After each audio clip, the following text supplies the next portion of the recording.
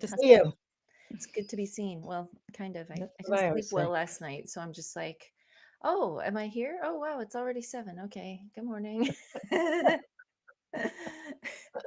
Has Time happened. flies when you're having fun, like Right, not right. sleeping. Right. Well, I've been reading more lately. Remember we had our we were talking at our last thing, and I've just been like reading, I've been resting.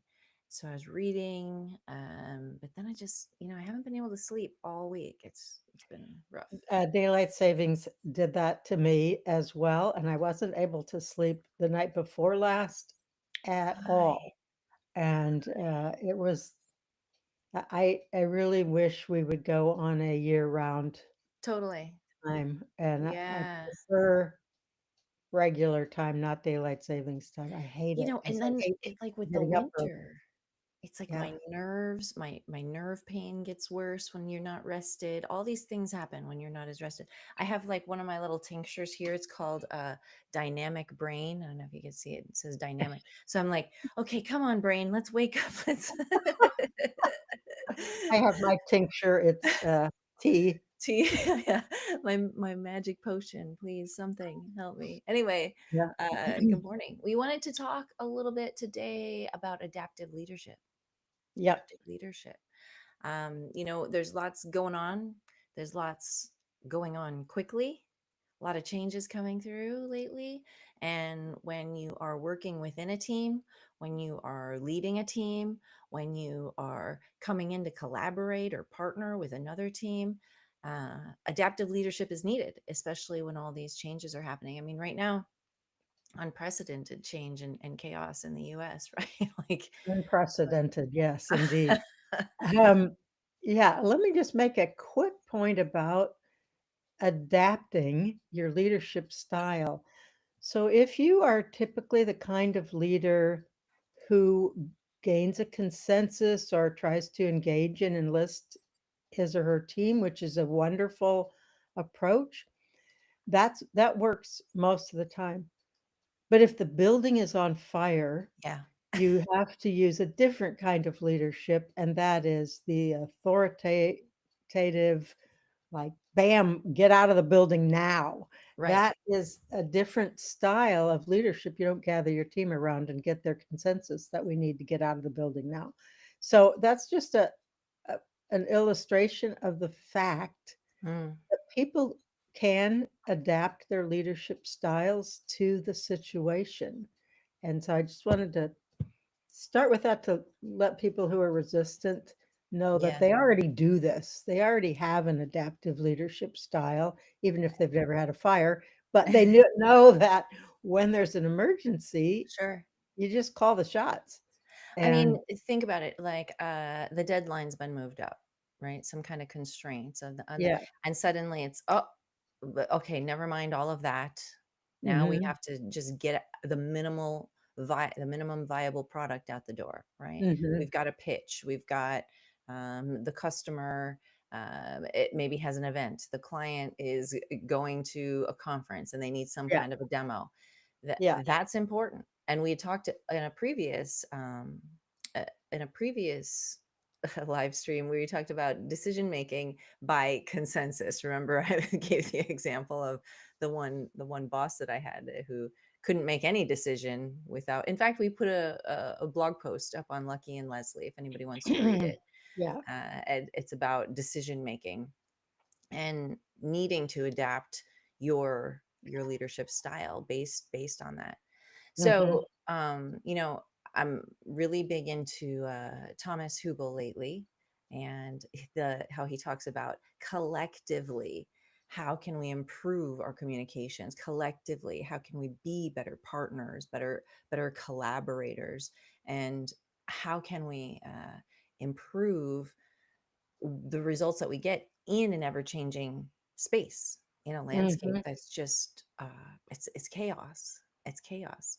And a big part of it is he talks about creating a future that you can see yourself in, co-creating a future where you can see yourself in. A lot of times we're limited just by our imagination, Leslie.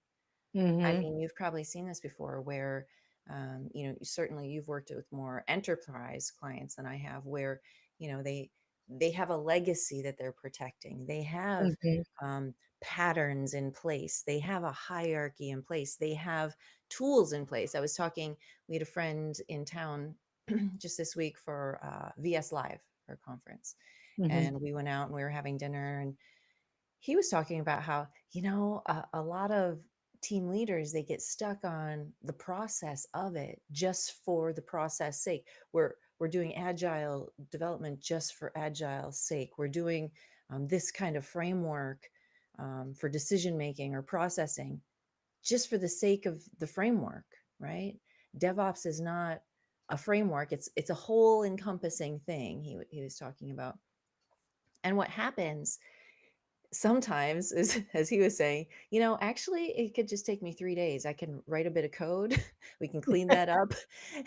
And then problem solved. What's the important thing here?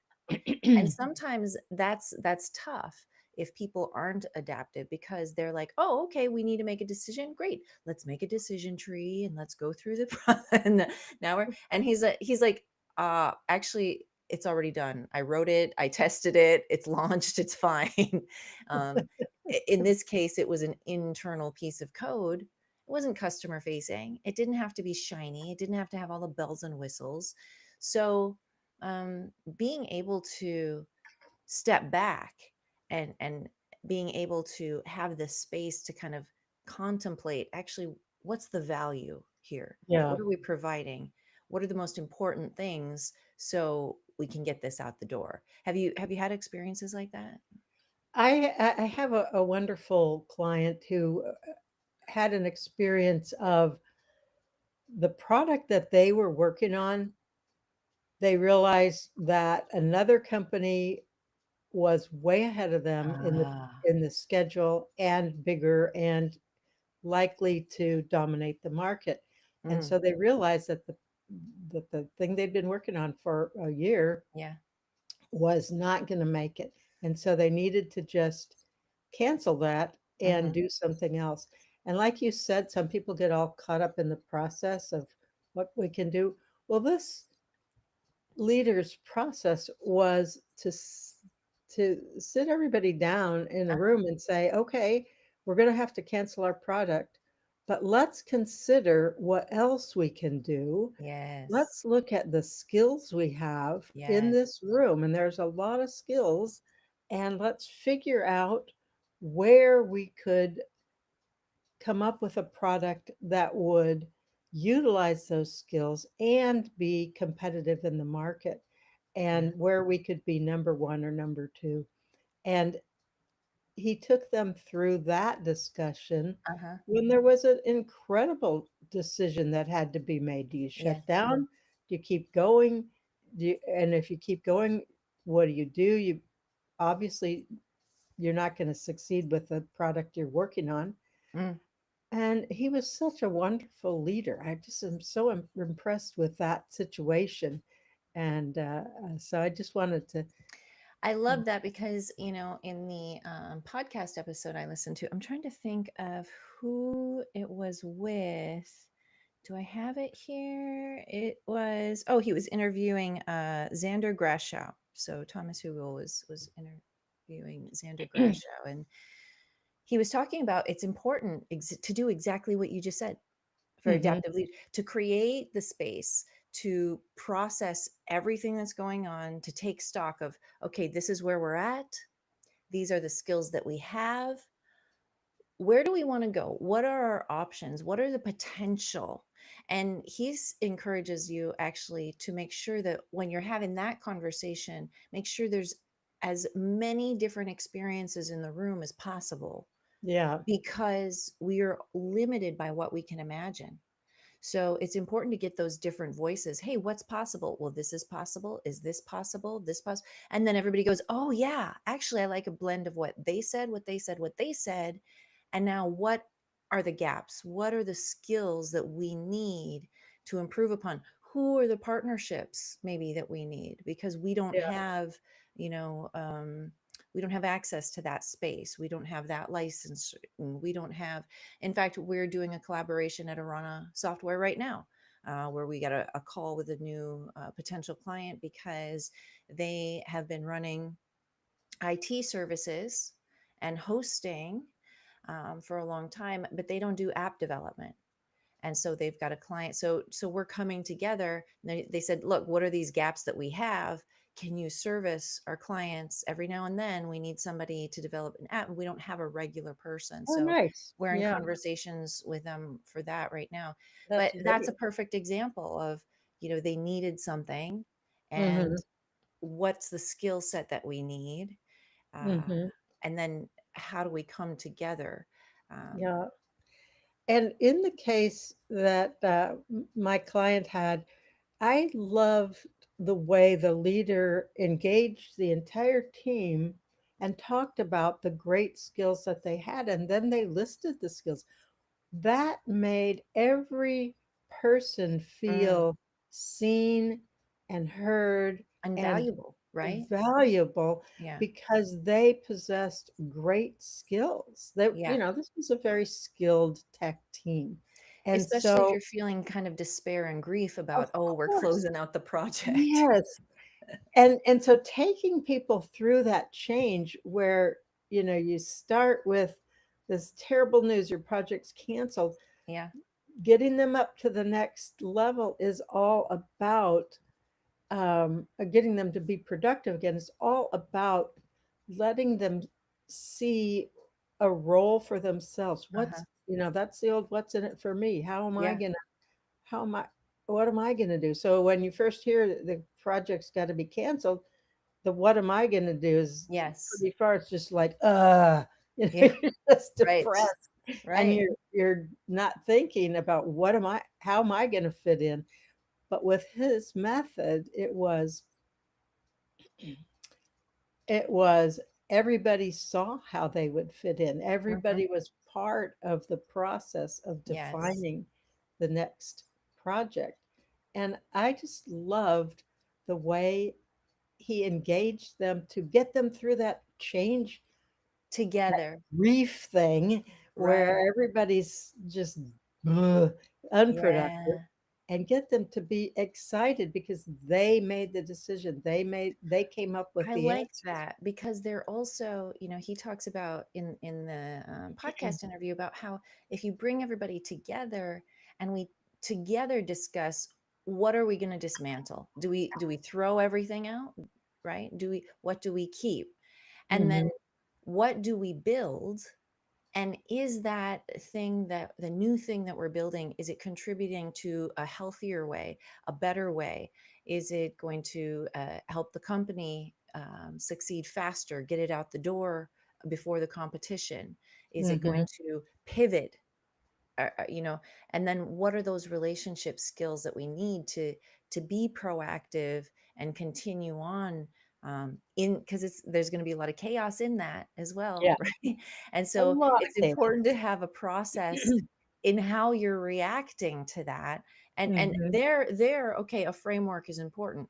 There, we have decision making, but we're not really using just a framework for framework's sake. We're yeah, not taking 6 months to make an internal facing just solution, when, like my friend said, I built it, I wrote a little bit of code, it was done in 3 days, tested, it was launched, it was fine. No big deal. right, That was right. what was the important thing.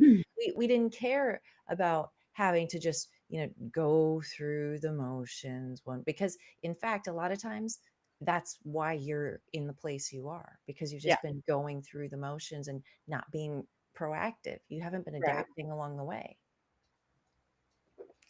Lots of different approaches to leadership, change management, decision Yes. making, and a different situation calls for different approaches, and how you can adapt your leadership style to what's called for in the current chaotic situation is Yes. is important. And everything grabbing your attention. So, Yeah, having the discipline to say, actually, you know what? We're just going to yeah, take a minute, we're going to take gain a different perspective. Everything's pulling at you, pulling. Hold on. I need to create this space. Let's just get a bird's eye view. Let's just step out. What is the most important here? There are a lot of distractions. It can be very intense. Emotions can be very high. If you can step back and have the discipline to go, all right, what's really important here? What are we going to dismantle? What needs our attention? We know that change is going to happen. We know that chaos is happening. We know that Right. things are crazy, but just having good intentions and just wanting to build something new or go in a different direction, that's not enough. You have to have the discipline to create space for collaboration and and process the grief, like you said, come up, come down through the cycle, how the change happens, have somebody guide you through that, um, despite all of the distractions. Because it's easy Yeah. to somebody's emotions get caught up, and now we're going down the road of helping them with their emotions, or somebody's emotions about this come up, and now we're going down the road over here, or somebody feels Mhm. really strong about process for process sake, but we've always done it this way. You got to go Right. through the proper channel. Well, actually, in this case, we don't, because this isn't even a customer facing product. It's just a short Yeah. tool. We can code it and launch it, test it in 3 days, and it's fine. We're going to be more efficient, more effective, and then we can just move on. Right. So that discipline is important in a leader. And again, that comes from the person who's going to say, you know what, this is what we need to do. Building's on fire. This is what we're doing. Yes, that's the command leadership style, and it's exactly the right style in some cases, and the inclusive, engaging style is right in other cases. And in the case of my client, they used that style, and it was the right style, the inclusive one. They had time. It wasn't so chaotic. It was just a dramatic change. Dramatic change, right? And the dramatic change meant they weren't going to be in the same business. Well, they were still in the tech business, but they weren't delivering the same type of product. They were using the skills they had to deliver a different type of product. Hmm. And so that was um, adapting your leadership style to the situation at hand is important. I have to say, I have to adapt my lighting style because the peekaboo sun is playing with Oh yeah, my the peekaboo light. sound. Oh yeah, there it is. Right. We have It's some changing. intermittent clouds, and so I suddenly light up and then I go cloudy. Well, here in Vegas, so we're 2 hours behind you, and I was like, wait a minute, why is it so dark? I'm trying to Yeah. change lighting. I'm turning it up here. I'm turning it down there, and yeah, Well, the sun in the east is nice. coming straight through some low clouds or not coming through, and so I my lighting changes Uh, it's funny. every move of the sun. So That's funny. yeah. That's funny. Another thing that one more point that they had made talking about adaptive leadership is, there's a certain privilege to not choosing to react as well. Hmm. So, change happens, but he was talking about defining privilege as let's see, where I took a note about this because it was really good. Oh, privilege is the freedom to look away. Privilege is the freedom to look away. And so I thought that was interesting about, certain leadership is going to be able to look away and go, oh, I'm not political. I'm not going to get into that. Or people sometimes say, oh, not my circus, not my monkeys. And uh, or they'll say, oh, I only work with women. So I'm not in that space, right? And that's a privilege. Yeah. uh, and I don't think a lot of people realize that, and realize that they have the privilege to say, oh, I'm not in that space. I'm going to look away. It doesn't concern me. Because what we're finding right now is that it's really affecting everybody, because so many of our institutions in our schools, in our political system, in healthcare, so many of them right now are being affected by chaos and by fast, rapid change, climate change, things like that. And so, again, having a process in how we react, and just consciously understanding I have the privilege to be able to say, yeah, I'm not going to engage in that. I don't have school age children anymore, so that's not my thing. I mean, understanding that we might have that privilege and that freedom to do that, but then thinking about, what do I have agency and empowerment to be able to affect in change?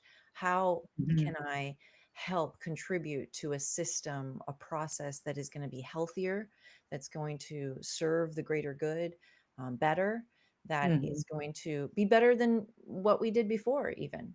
You know, Yeah. Yeah. are we just doing things for because it's tradition without even asking? It's the what is the little anecdote about about cutting the ham in half? I About, don't know this you one. hear the one about cutting the ham? I feel like I've told that story before. We have Thanksgiving, and everybody's coming for dinner, and it's Thanksgiving dinner. And so, the daughter takes the ham, and she takes two pans, and she cuts it in half, and she puts half of the ham in one pan and half of the ham in the other pan, and then cooks it up. She's making Thanksgiving dinner, right? You put it together, put it in the oven, all right. And then her daughter comes in, and she's like, "Well, mom, why do we do that? Why do we cut the ham in half? Like, it's so good. What's the fam? Oh, well, that's just how my mom did it." She says, "Okay, all right." So she's calls her mom, and she was like, "So, mom, what is it about the ham that makes it so good that we have to cut it in half and put?" And she said, "Oh no, honey, when you were younger, we just never had a big enough pan, so I always had to cut it in half." Right?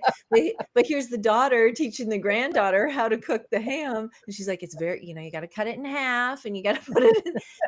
But they're really just cutting. She has no idea why she's doing the process. Right. That's And a great. so if we understand what the end goal is that we value, are we just trying to get the ham in the oven because we don't?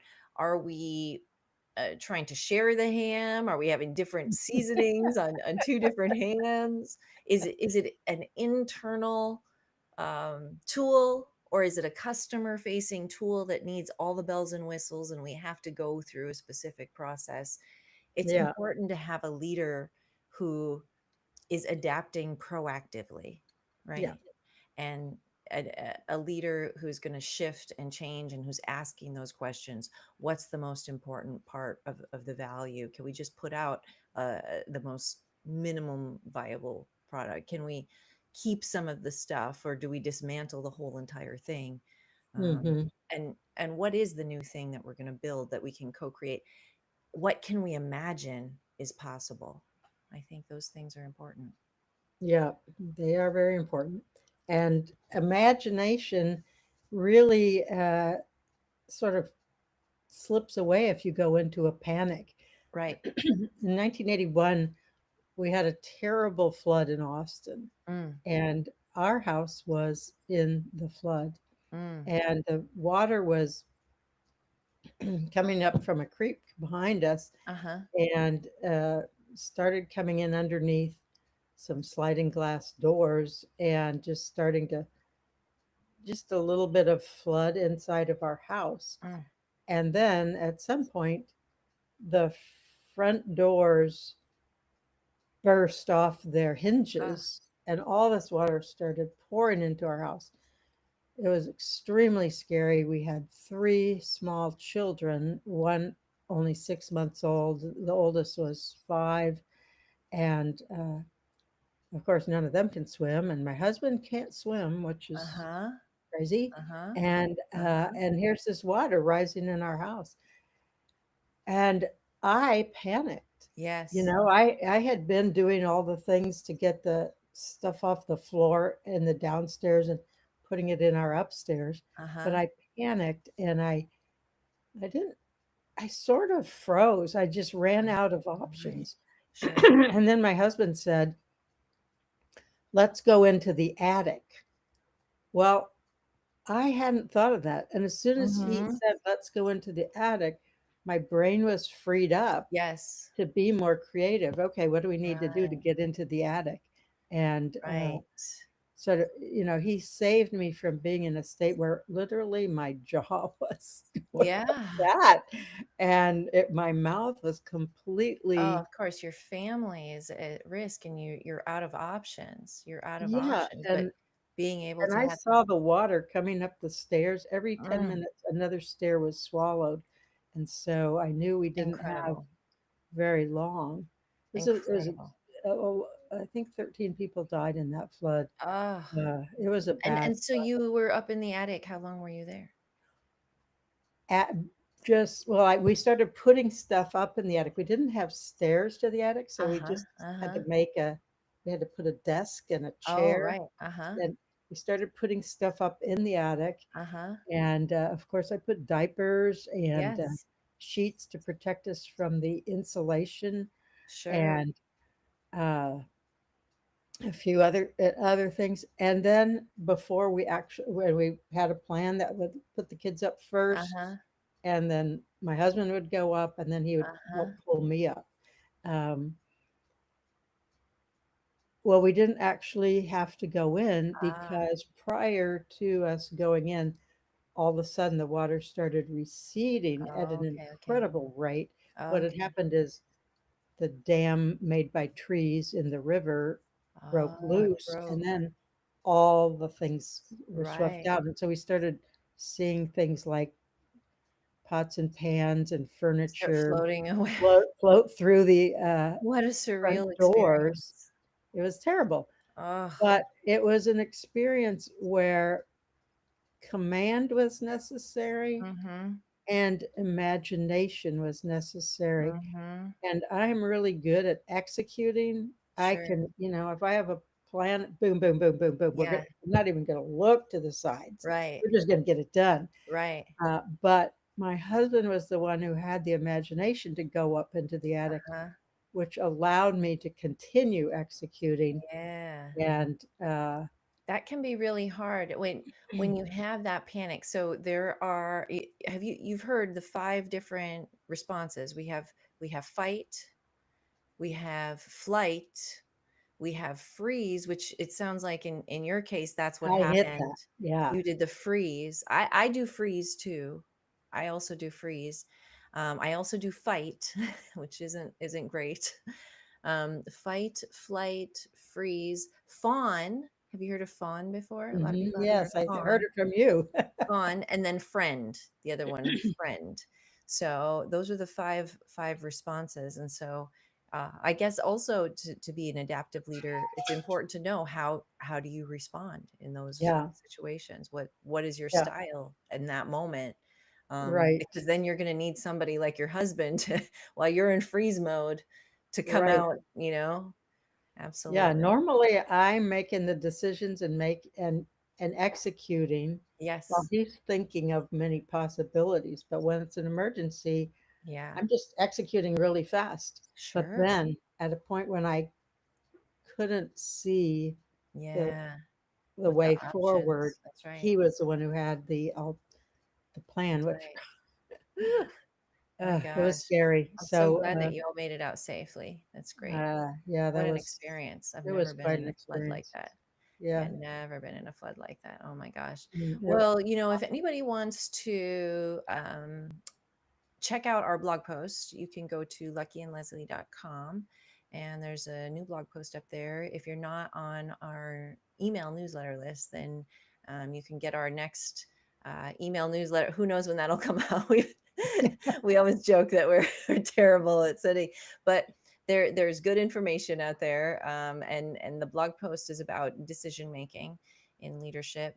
And if you want to sign up for our next newsletter, we'll send one eventually. There'll be something out there. We are doing a class on Friday at 10 o'clock Pacific, noon Central, online. And if anyone wants to sign up for that, you can go online at luckyandleslie.com. And we're going to do discussion, we're going to do role playing, and we're going to talk about communication in leadership and ways that you can even lead from within and build that language and build that framework and have the tools to collaborate with difficult people and communicate with difficult people. And that's again on luckyandleslie.com if anybody's interested. Do you have anything And to it's add, always Leslie? fun. It's always fun, fun, fun, fun. So It is fun, even even when fun, they're and you learn difficult while you're laughing. conversations. Yeah. Learn while you're laughing, Yeah, and it imprints really well. You don't forget it. It's like learning to right, skate. You learn to right. skate, you got it. Yeah, no, I'm a big, I think that's what you and I, what drew us together is that, it's important to learn, but it's also important to practice Mhm. and imprint what we've learned into our nervous system so you can integrate it into your day-to-day work and practice. You can grow. Yeah. I heard a great quote yesterday, and I'll close with this. Some people practice until they learn, and some people practice until they can't get it wrong. Oh, Actually, some people practice until they get it right, and some people practice until they can't get it wrong. right, right, right. Yeah. Obviously, I didn't practice that line. That's I got it funny. wrong the first time. As we so often do. It's all good. Some people can laugh at themselves. Oh, that's so funny. That's great. Awesome. Yeah, Well, hey, listen, you have a great day. you Enjoy too. your sunshine. It's just starting to come through here over on the West Coast. So I'm going to do that and maybe take a nap later Take a nap, because get some rest. I need to rest. Man, Yeah, I haven't slept in a week. It's yeah. rough. Anyway, you have a great day, Leslie. You too, Christina. Okay, bye. Bye bye.